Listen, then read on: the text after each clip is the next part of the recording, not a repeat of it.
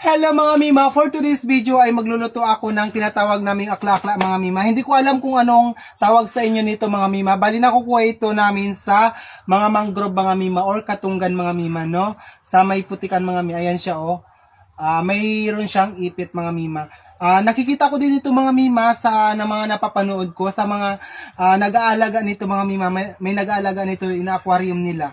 No, bali ulamin natin ito for today's video. Ayan, buhay na buhay talaga sila mga Mima oh. Ayan. At ito yung ating kawali, isasalang na natin. At syempre mga Mima, mayroon tayo dito mga Ricardo, ito yung ating sibuyas, bawang, at saka ito yung ating luyang dilaw. Tapos mayroon tayong sili dito mga Mima. Sili na mahaba yan mga Mima. At ginayat-gayat ko na lang. Tapos ito yung ating mantika, tapos yung ating asin mga Mima. Ayan, at lalagyan na natin ng mantika yung ating kawali dahil mainit na nga po. Ayan. O, di ba? Ito yung ating magiging ulam for today's video. Ayan. Lalagay ko na ito dito agad para hindi sagabal.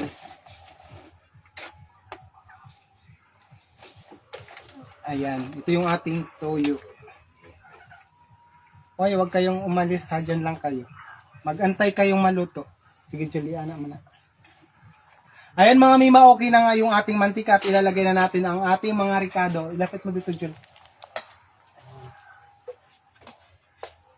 Unahin muna natin itong bawang. Ayan. Hindi pa pala naubos.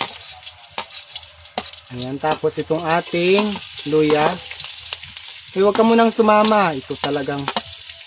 Tapos itong ating sibuyas.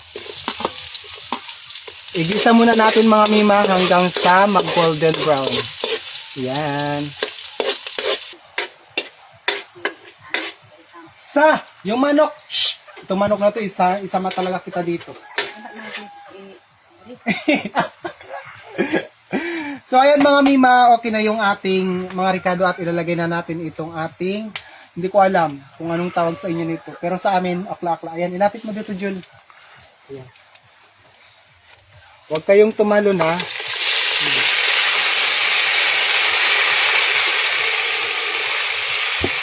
Ayan, buhay na buhay talaga sila mga Mima. Ayan. Halo-haloin lang natin. Lagyan natin ng tuyo mga Mima. At iba pang pangpalasa, ayan. At syempre dahil madali lang naman yan maluto mga Mima, isasabay na natin itong ating siling haba.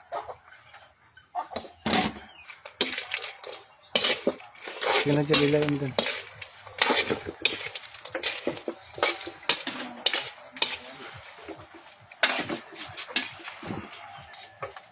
Ayan mga Mi, takpan lang muna natin to hanggang sa maluto at babalikan natin mamaya. So ayan, sige na. So ayan mga Mima, balikan natin itong ating niluto. Wow, okay na. Ayan, okay na. Ilapit mo dito, Jun.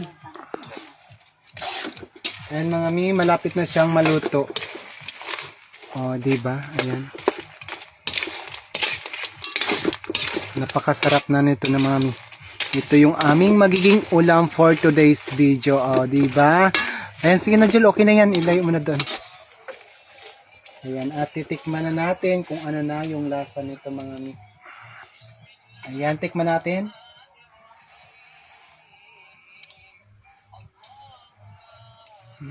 Sarap. Sobrang napakasarap mga Mi. No? Yung ano tikas natin mga Mima, medyo ako kasi naglalagay ako ng asukal sa mga niluluto ko para yung lasa is balanced, manamis-tamis na medyo alat-alat, di ba? Napakasarap nun mga Mima. I-try niyo sa bahay niyo mga Mima. So ayan mga Mima, patutuyuan ko lang to ng saglit, takpan ko lang muna.